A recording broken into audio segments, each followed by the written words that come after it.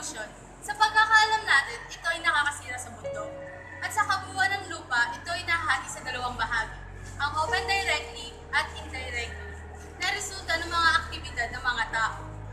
Bahagi nito, tinatawag na kainit, habitat destruction, land degradation, littering, at soil contamination. Ang pinaposes ng land pollution ay ang mga kasama ng pagdami ng bilang ng mga tao, pagtapon ng mga non-biodegradable substances, basura at litter, Ang paggamit sa agrikultura ng chemical na pesticides, herbicides, at mga pataba, dumping of industrial waste, at hindi tamang paggamit sa mga tubig. Natural event tulad ng volcanic eruption, tsunami, ay isa sa mga sanhi ng land pollution.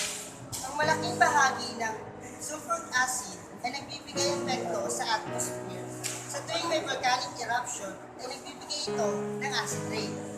Kapag ang tsunami ay na-hit ang coastal land, lahat ng fresh at salty water sa lupa ay pwedeng maging sanhi ng salination.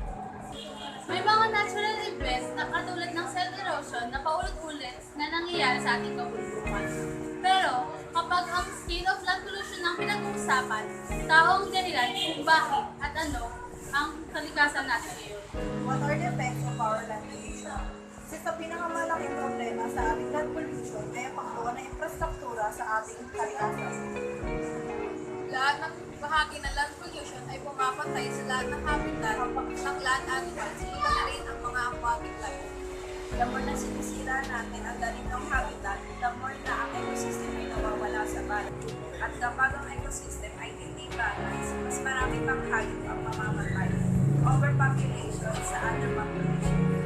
Aside sa moral issue about this, makikita natin ang kabundukan, nakalbo, at wala ng tubig. Maamoy natin ang epekto ng shorebelines, pati na rin sa ating mga kabubukan. So how we get to land pollution?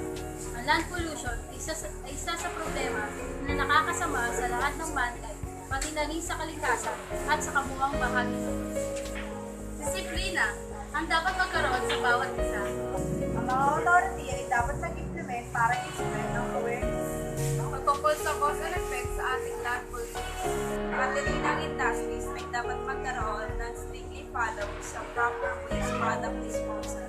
So, encourage everyone na gamitin muli ang mga non-biodegradable material.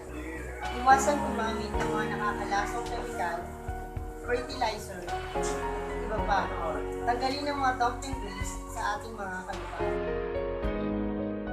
Ang lahat ng ito ay makakatulong upang mapababa at mapabilis ang pagkontrol ng land pollution.